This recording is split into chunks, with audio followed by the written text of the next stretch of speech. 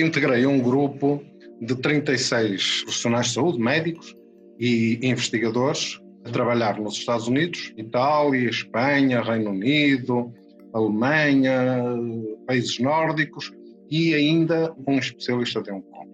Personalidades de grande prestígio internacional, por exemplo, o Paul Marik, que é um investigador americano, o Ivan Ang, que é de Hong Kong, portanto, pessoas com grande prestígio.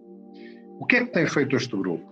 Fazer um levantamento de toda a evidência científica disponível e publicar artigos de revisão e, com base nessa revisão, fazer propostas para o tratamento precoce da doença e para a quimioprofilaxia.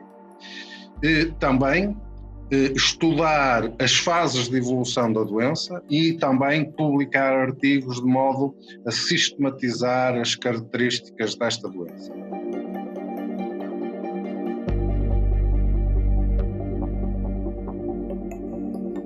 Eu tenho publicado artigos na nossa imprensa, chamando a atenção para as consequências destas medidas de confinamento. Isto tem desde março originado algumas consequências extraordinariamente graves.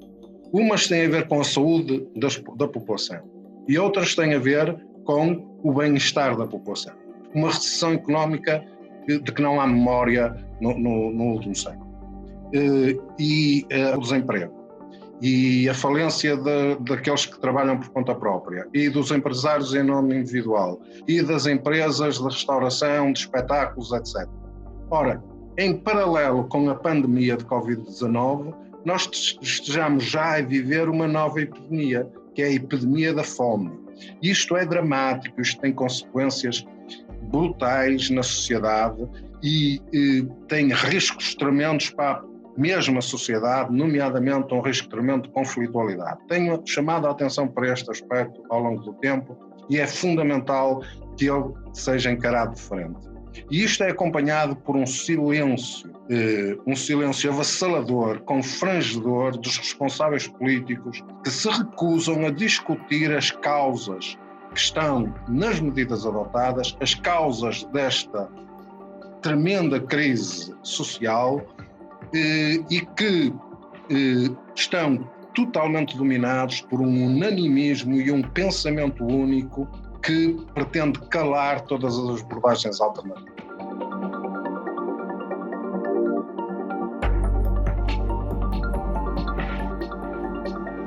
A abordagem que está a ser feita totalmente centrada nos recursos públicos e sem se pensar que uma crise desta gravidade, como é a pandemia de Covid, exige o envolvimento de toda a sociedade e de toda a capacidade instalada e de toda a energia da sociedade, tem consequências. Por exemplo, o fechamento dos cuidados de saúde, a abordagem, a obrigação de internar doentes na primeira fase, de os manterem em internamento, teve um impacto terrível na prestação de cuidados de saúde. Aliás, é notável que o grande aumento da mortalidade deveu-se à mortalidade fora dos hospitais, porque as pessoas não vão aos hospitais por causa da Covid, por causa do medo, porque os hospitais estão, digamos, fechados para a patologia não Covid. Isto terá um impacto dramático, quer na mortalidade atual, quer na dos próximos anos.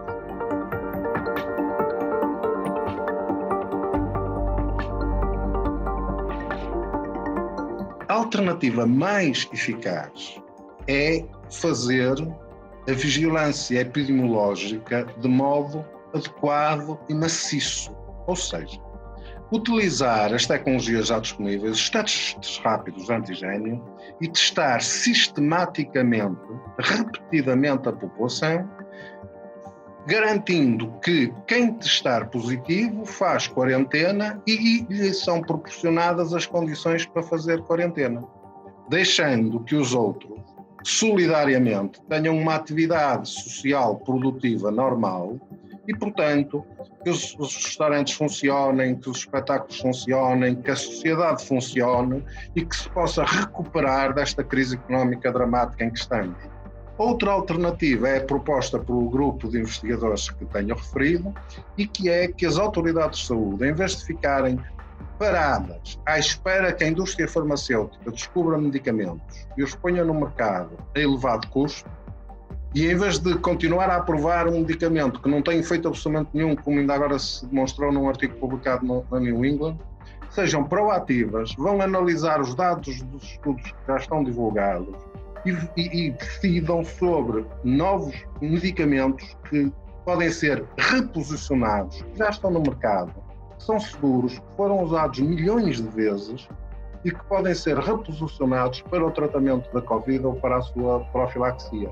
E é importante, é uma obrigação ética das autoridades de saúde estudar estes medicamentos, o reposicionamento destes medicamentos e, se necessário, financiar os estudos clínicos para terem a certeza que os medicamentos são eficazes, porque seguros já se sabe que são.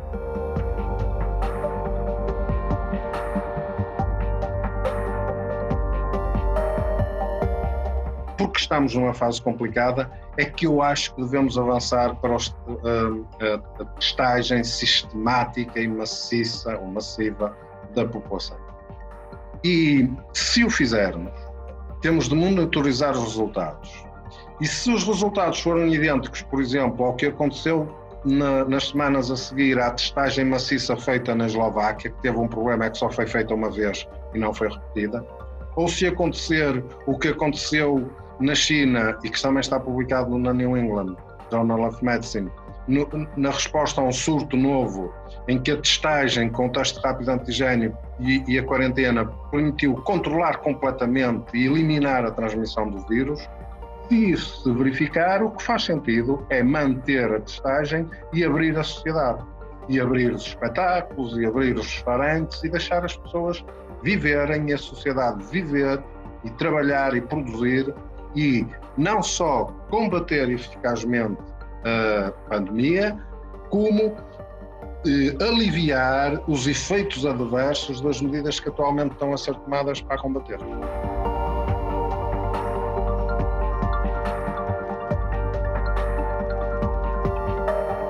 E eu acho que a única maneira, ou que a maneira talvez mais efetiva, mais eficaz de lidar com eventuais resistências é sermos absolutamente verdadeiros em relação às vacinas.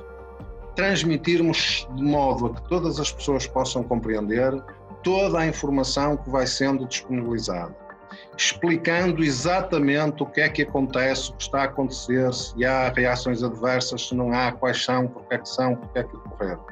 De modo a que as pessoas tenham toda a informação e possam, no seu livre arbítrio, em liberdade, decidir se querem ser vacinadas, se não.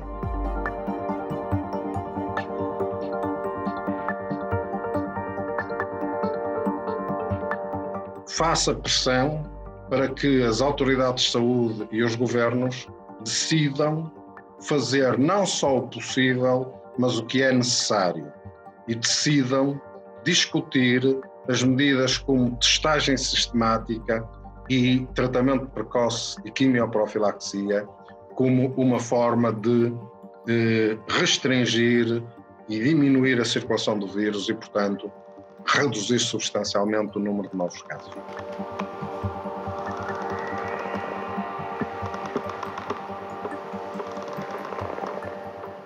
Há que estudar, há que aprofundar, há que discutir medidas alternativas a estas e há que lutar para que as autoridades as discutam, as analisem, as estudem e depois, chegando a conclusões positivas, as implementem.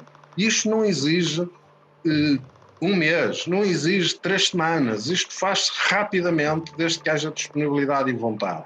E os agentes culturais podem ser veículos de uma abordagem inovadora e, por isso, contribuir para a sua própria esperança. E é isso que eu espero que todos coletivamente sejamos capazes de fazer.